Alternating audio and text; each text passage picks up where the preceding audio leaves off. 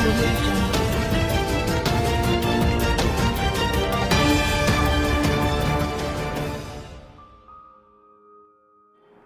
आदाब।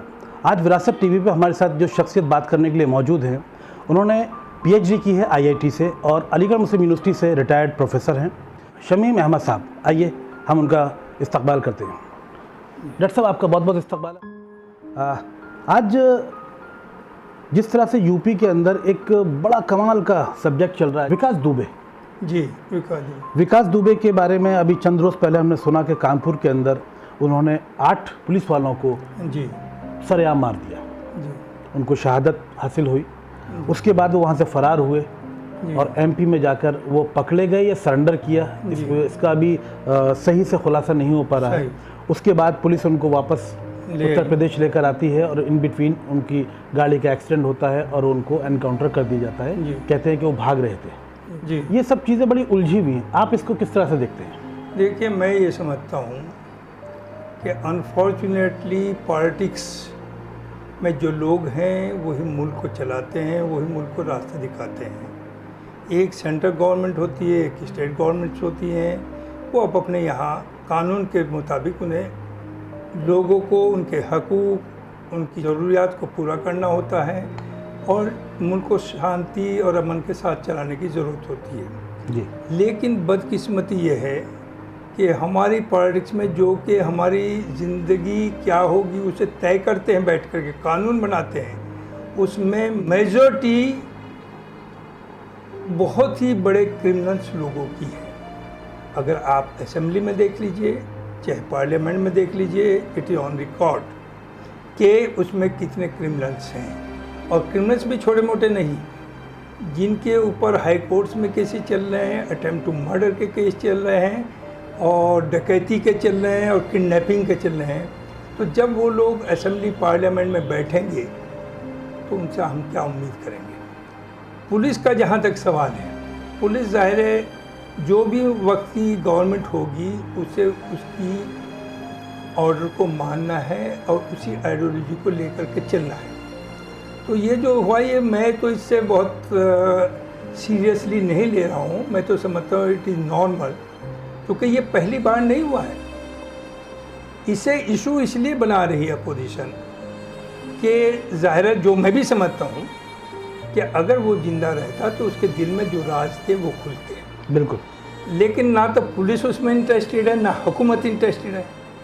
चूँकि ये आदमी बाई चांस बीजेपी का था इस वक्त और ज़ाहिर है बीजेपी के मिनिस्टर्स और बड़े बड़े लीडर्स के नाम थे उसके पास, तो ये कैसे मुमकिन था कि वो उन्हें डिस्क्लोज करता और क्रेडिबिलिटी उसमें जाती इसकी गवर्नमेंट की भी और पार्टी लीडर्स की भी। लिहाजा ये तो एक्सपेक्टेड था कि इसका एनकाउंटर होना है।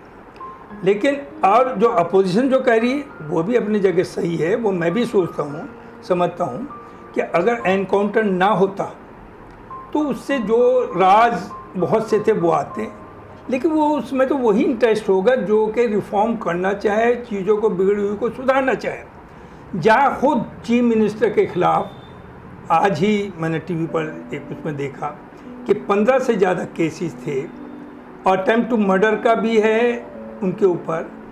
तो अब आप ये बता दीजिए, ये कह देना कि जब तक उसे सज़ा नहीं हुई वो इनोसेंट मानिए, नो। देखिए, सज़ा तो तब होती है जबकि विटनेस हो। दुबे के केस में भी ये हुआ कि इसने एक जो बहुत बड़े पॉलिटिकल लीडर थे, थाने के अंदर जा कर के मर्डर किया। सबको पता है कि ये मरा, लेकिन वो छूट गया क्योंकि कोई विटनेस नहीं मिल पाई।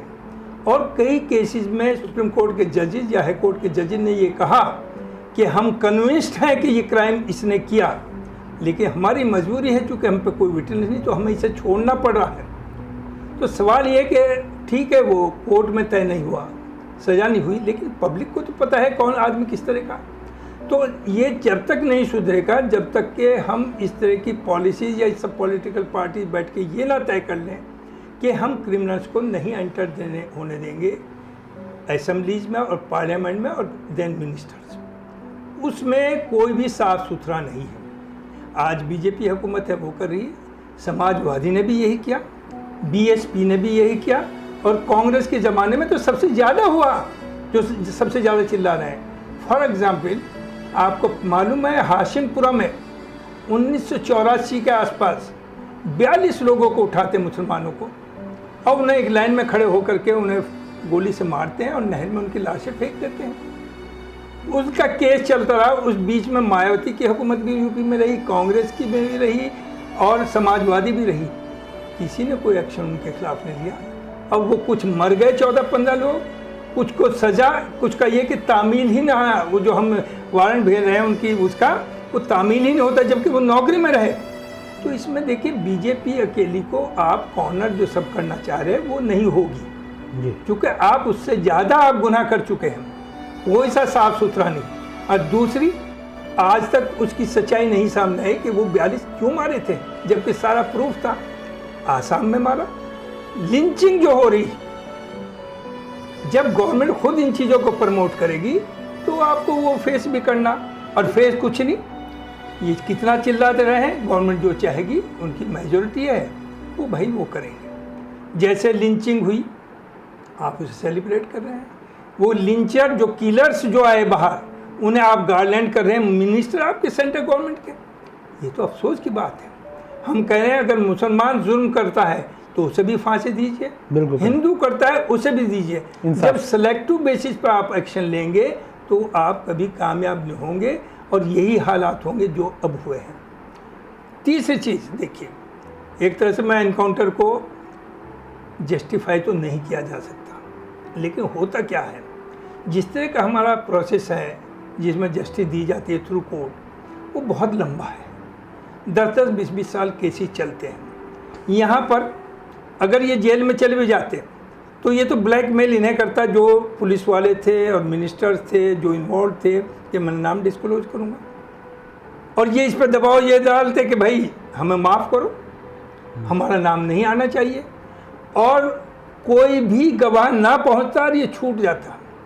एलिमिनेशन में इफ़ यू आर कन्विंस्ड, कम से कम। अच्छा, दूसरी चीज़ और मैं बता दूँ, इस तरह के क्रिमिनल जब जेल जाते हैं, वो जेल से भी उनका काम चलता रहता है। एक तो उनके साले साथी रहते हैं वहाँ, फिर लोगों को ये दहशत रहती है कि कल को ये वापस आएगा तो फिर हमारे साथ ऐसे ही होगा।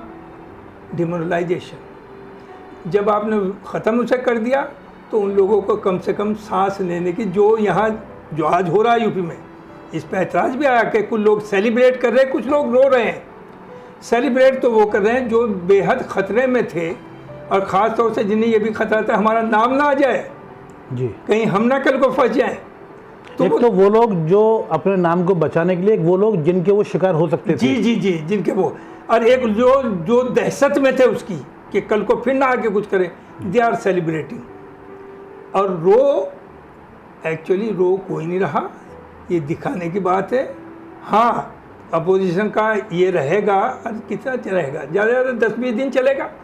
तो जब आप लिंचिंग के ऊपर ये अपोजिशन नहीं आई सड़कों के ऊपर, कि एक इनोसेंट आदमी वो गाय का बिजनेस कर रहा है, दूध देने वाली गाय हैं, ट्रक लेके जा रहा है, रास्ते में रोका जाता है और उस पर कोई नहीं केस, तो स्मगलिंग का लगा दिया और साहब उन्हें मार दिया, वहाँ जिंदा मार दिया, कोई केस नहीं। फिर ऊपर से क्या टैक्टिक्स यूज, अखलाक के केस में क्या हुआ? अखलाक का केस बीजेपी में नहीं हुआ, ये हुआ समाजवादी के टाइम में, और उसका लिंचिंग हुई। पहले उस गोश्त जो कहा था फ्रिज में उसका बीफ है, उसका टेस्ट होता है और उसमें क्या आता है कि नहीं ये बीफ नहीं, ये मटन है। उसके बाद इलेक्शन आ जाते हैं 14 के, देखिए क्या तमाशा हुआ। तो समाजवादी पर दबाव पड़ता है बीजेपी का, सेंट्रल लीडरशिप का, कि साहब देखिए ये हमारे लोग जेल में, हम क्या मुंह दिखाएंगे अब इलेक्शन कैंपेन में, आपने तो हमारे 4 लोग बंद कर रखे। तो फिर क्या होता है कि दोबारा टेस्ट होता है 6 महीने के बाद, और दोबारा रिपोर्ट आती है कि ये तो बीफ है। Can you think of it? और उसके बाद उस बेटे को उसके जेल में जो भेज देते हैं और भाई को भेज देते हैं, और फिर उन पर दबाव बनता है कि तुम भी केस विड्रॉ कर लो, हम भी कर लेंगे और तुम बाहर आ जाओगे। क्या इस तरह से हुकूमतें चलती हैं? और ये बीजेपी के टाइम में नहीं हुआ, ये समाजवादी के टाइम में हुआ। आपका मुजफ्फरनगर जो हमारा मुस्लिम फेस समाजवादी में था, वो 50 लोगों को लेकर के लंदन और यूरोप की घूमने के लिए गए हुए, और लीडरशिप जो थी वो सफाई में मेला हो रहा है वहाँ पर, दे आर एंजॉयिंग। वो टाइम ऐसा था कि हम छोड़ के मुल्क जाए, या अपनी स्टेट जाए, तो देखिए कोई आदमी दूध से धुला हुआ नहीं है। और पॉलिटिक्स, दूसरी चीज़ जैसे करप्शन कहाँ से आता है, दादागिरी कहाँ से आती है, मैं हूँ, ये कहाँ से आता है?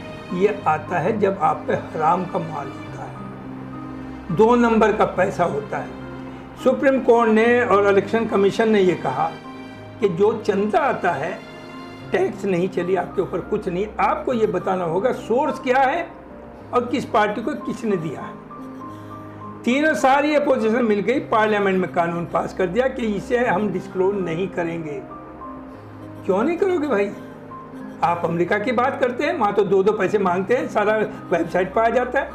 नॉट ओनली दिस, इस मामले में मैं आपसे बता दूं, केजरीवाल है, इन्होंने पूरा मुल्क उसके पीछे पड़ा हुआ था, मुल्क में जो पावर में है लोग, क्योंकि वो एक नई पॉलिटिक्स लाया।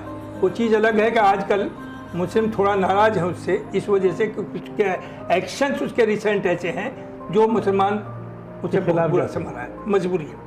अदरवाइज जहाँ तक काम का सवाल है, उससे ज़्यादा काम आज तक हिंदुस्तान में किसी ने किया नहीं। दूसरी, ही इज़ ऑनेस्ट, फेयर, उसके खिलाफ आपने इंक्वायरी बैठाई, घर पे रेड हुई, उसके ऑफिसर्स के यहाँ रेड हुई, आपको कुछ मिला तो नहीं। तो केजरीवाल ने ये किया कि जो शाम को पैसा मिला, अब वेबसाइट पे देखिए किसने दिया, कितना दिया। एक बार क्या लगा, साहब फलाने आपको 2 करोड़ दिए, अरे भाई उसका वेबसाइट खुला हुआ है, अकाउंट नंबर है, किसी ने डाल दिए, तो मैं उसे जाके कहूँगा मैं चेक थोड़ा ही कराऊँ किसने दिए। हाँ, मैं जाके मांगूँ, दबाव बनाऊँ, तब गलत है। मेरे ताल्लुकात तो मेरे घर आके बैठता हो तब ताल्लुका, आपके यहाँ तो सारे क्रिमिनल्स आके बैठते हैं इन पार्टीज़ में।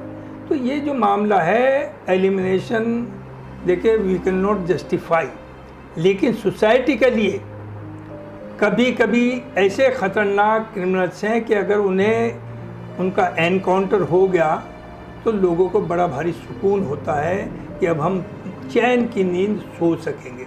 तो इसलिए आउटराइटली इसे ये कह देना कि नहीं होना चाहिए।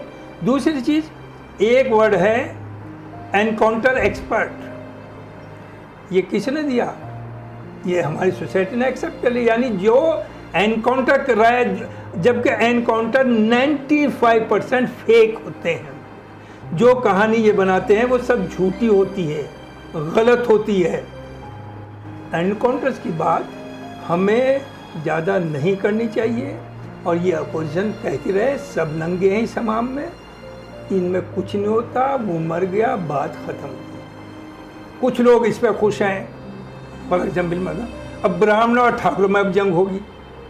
बीजेपी जो है वो आरएसएस कंट्रोल है, और हिंदुस्तान में 2 ही ग्रुप ऐसे हैं जो आइडियोलॉजिकल हैं। एक तो बीजेपी, जो असल बीजेपी में आरएसएस है, वो कभी पार्टी नहीं छोड़ेंगे किसी भी हालत में पार्टी हो, और एक मार्क्सिस्ट है, लेफ्टिस्ट, जिनके यहाँ से कभी अपना डिफेक्शन, वो आइडियोलॉजिकल है। आम जनता तो बेनिफिशियरी होती है, लग जाती है साथ। लेकिन बदकिस्मती इस मुल्क की ये कि लेफ्टिस्ट बहुत कमज़ोर हो गए हैं और ये पावर में है। तो इनकी आइडियोलॉजी बदकिस्मती से ये है कि एक सर्टेन सेक्शंस को आपको नीचे दबाना है, एक को ऊपर लाना है। बाकी ये जो अपोजिशन कभी कभी इस पर खुश होते हैं, या कुछ लोग होते हैं कि इनमें आपस में जंग होगी, इनमें कोई जंग नहीं होगी, क्योंकि आइडियोलॉजिकली जो बीजेपी में वो कभी एक दूसरे से अलग नहीं होंगे। आप उनसे अच्छा काम करके दिखाइए, पावर में आइए, बुराई करके नहीं आएंगे आप।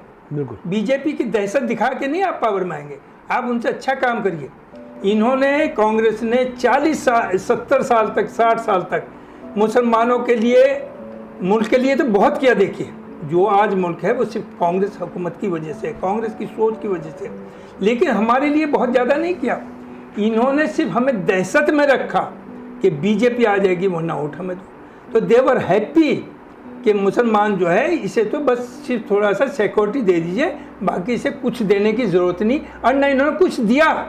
जैसे दलित का जो रिजर्वेशन था वो तो पार्लियामेंट से नहीं था, कॉन्स्टिट्यूशन में नहीं था, वो तो प्रेसिडेंशियल ऑर्डर से हुआ। तो आपने हिंदू दलित को तो दे दिया, मुस्लिम दलित को तो नहीं दिया। मुसलमान भी तो उसी पेशे के हैं, बढ़ई भी है, कुम्हार भी है, दर्जी भी है, नाई भी है। उधर वो दलित में हिंदू है तो मुसलमान है तो नहीं। तो इसमें जिम्मेदार कौन था उस वक्त कांग्रेस थी। उसके बाद दिया इन्होंने, सिखों को दे दिया, औरों को दे दिया, मुसलमानों को आज तक नहीं किया। तो ये कहना कि बीजेपी, देखिए मैं मुसलमानों के लिए एक बात कहना चाहूँगा यहाँ पॉलिटिक्स में कि ना तो मुसलमान को चीफ मिनिस्ट्री का ख्वाब है ना प्राइम मिनिस्टर होने का ख्वाब है। ये जंग है one group of Hindus versus another group of Hindus. हम बेगानी शादी में अब्दुल्ला दीवाना हम नाच रहे हैं, हम बाद में ये तय करें कि हम किसे वोट देंगे, लेकिन हम कन्फ्रंटेशन बीजेपी से ना करें। सपोर्ट तो नहीं करेंगे हम बीजेपी को, माफ़ कीजिए, इसका मतलब ये नहीं कि हम सपोर्ट करें, इसलिए नहीं करेंगे कि बीजेपी की बेसिकली जब तक ये सोच नहीं बदलेगी कि मुसलमान बाइज्जत तरीके से यहाँ रहे, जो आज नहीं है इनकी, अगर वो ना रहे तो हमें उससे भी कोई दिक्कत नहीं, तो इसलिए हम सपोर्ट नहीं करेंगे। अदरवाइज बीजेपी को हम कन्फ्रंटेशन ही क्यों करें? अरे हमें हुकूमत नहीं करनी, हुकूमत करनी कांग्रेस को करनी या समाजवादी को, बीएचपी को तो नहीं करनी, वो तो मिल गई है, उसका तो कोई मॉरल है ही नहीं। लेकिन जहाँ तक समाजवादी का है, सोकाल दूसरे जो ये सेकुलरिस्ट हैं, वो कोई फर्क नहीं पड़ता, सब एक तरीके हैं। डॉक्टर साहब एक चीज़ मुझे बताइए, सेंट्रल गवर्नमेंट पूरे भारत के लिए एक जैसी पॉलिसीज अपनाती है सभी जगह, स्टेट गवर्नमेंट्स क्योंकि अलग अलग पार्टीज़ की हैं, अलग अलग थॉट्स, अलग अलग प्लानिंग लोग लेकर काम कर रहे हैं, लेकिन अगर हम पूरे भारत की तरफ, हर स्टेट की तरफ नज़र उठा कर देखते हैं तो जितने इश्यूज़ हमें उत्तर प्रदेश के मिलते हैं, यानी इतने सारे स्टेट्स में से सिर्फ उत्तर प्रदेश को ही सबसे ज़्यादा हाईलाइटेड किया जाता है और हो रहे हैं, वो खाली एक चीज़ की वजह से भी होते हैं कि क्रिमिनल बैकग्राउंड के लोग सबसे ज़्यादा यहीं पनपते हैं। साउथ में, महाराष्ट्र में या दूसरी जगह, कहीं ना कहीं सब जगह थोड़ा बहुत क्राइम है, लेकिन जो सबसे ज़्यादा जो उत्तर प्रदेश के अंदर है उसकी क्या वजह है? क्या यहाँ की पुलिस उस चीज़ को कंट्रोल नहीं कर पा रही है, या एडमिनिस्ट्रेशन और जो लीडर्स हैं या गवर्नमेंट, हुकूमत है, स्टेट गवर्नमेंट इस चीज़ पर काबू नहीं कर पाती, जबकि दूसरे शहरों में भी, दूसरे स्टेट्स के अंदर भी इतना ज़्यादा जो क्रिमिनल बैकग्राउंड के लोग उभरते हैं, दूसरी जगह हमें सुनने को नहीं आता। एग्जैक्टली ये सब चीज़ें रिलेटेड हैं करप्शन से। इस स्टेट में सबसे ज़्यादा करप्शन है एज कम्पेयर टू अदर्स। दूसरी चीज़, इसकी इम्पोर्टेंस इसलिए है कि सबसे बड़ी स्टेट है, सबसे ज़्यादा लोग पार्लियामेंट में भेजती है, कंपटीशन है, और कंपटीशन यहाँ अच्छे काम में करने में नहीं, करप्शन में, और उस करप्शन को करने के लिए आपको बाहुबली जो गुंडे क्रिमिनल्स हैं उनकी ज़रूरत पड़ती है। तो सबसे ज़्यादा मैं भी ये फील करता हूँ जो क्रिमिनलाइजेशन जितना, अब फिर दोबारा वहीं आएंगे, जब मिनिस्टर्स ही मर्डर्स, रेप, आपका अपहरण, इस सब में इन्वॉल्व होंगे, तो उनसे आप क्या उम्मीद करेंगे? हैं और भी जगह, लेकिन हम मैक्सिमम हैं। दूसरा नाम बिहार का भी आता है, बिहार नंबर 2 पे, अच्छा छोटी भी है, यहाँ 23 करोड़ लोग हैं, वहाँ 13 करोड़ लोग हैं। मतलब अगर यूपी बिहार के अलावा हम जैसे महाराष्ट्र के साउथ में कहीं जाते हैं तो यूपी बिहार इसको लेकर लोग नाम से फौरन चौंक जाते हैं।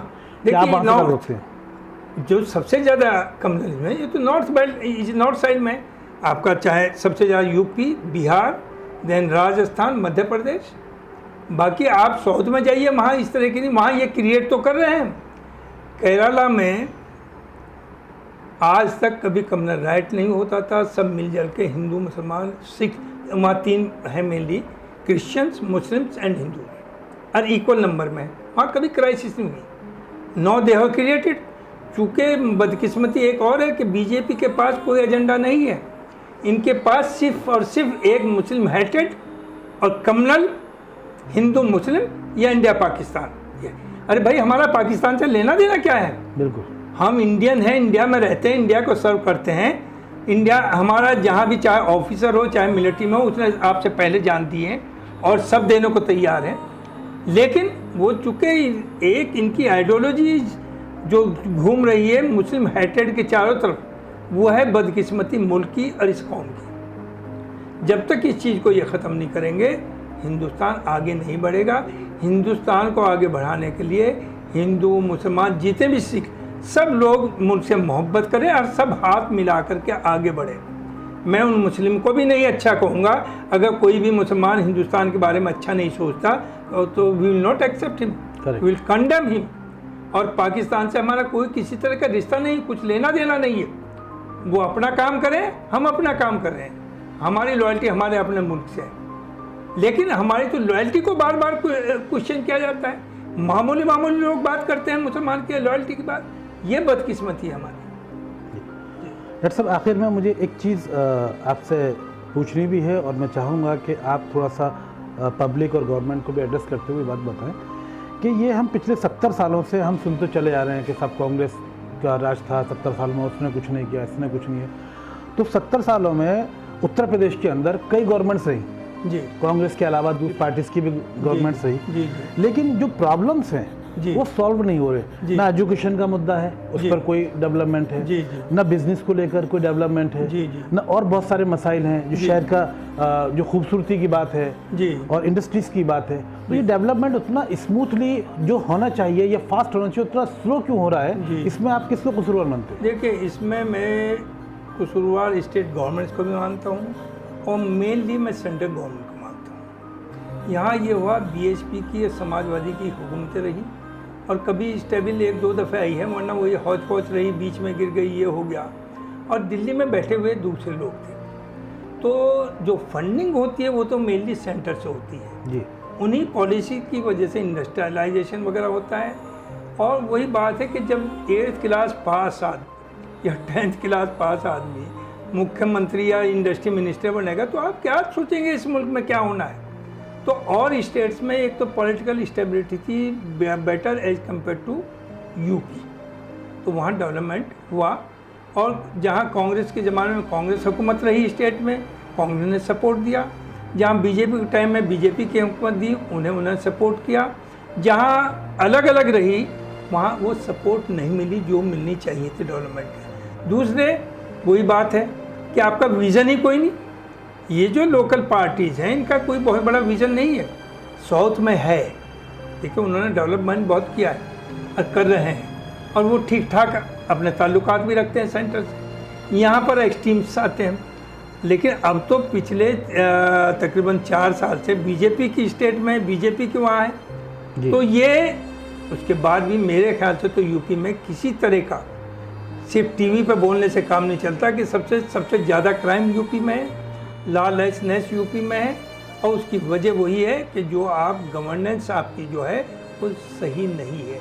आपकी तो सोच यही है कि एक छोटा सा केस बनाएंगे इलेक्शन से पहले, एक गुब्बारा फोड़ेंगे और हम इलेक्शन जीत जाएंगे। और वो गुब्बारा या तो होगा एंटी पाकिस्तान या एंटी मुस्लिम इंडिया के अंदर। यही आपकी पॉलिसी है, इसी पर हम मुल्क को चलाना चाहते हैं। लेकिन ये मुल्क के लिए बेहतर नहीं है।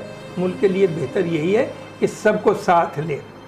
हमारी जिम्मेदारी यह है जब मुस्लिम कि हिंदूज हमारे बड़े भाई हैं, वो सीनियर हैं मेजॉरिटी में, वी रेस्पेक्ट देम, हम उन्हें अपना भाई माने। उनका होना ये चाहिए कि हम उनके छोटे भाई हैं, हमारे बगैर वो नहीं कामयाब होंगे, उनके बगैर हम नहीं हो सकते।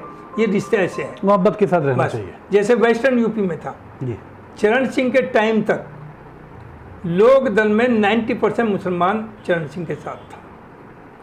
और चरण सिंह को उस यूनिटी से हिंदू और मुसलमान, जाट और मुसलमानों की यूनिटी ने प्राइम मिनिस्टर तक ले गए।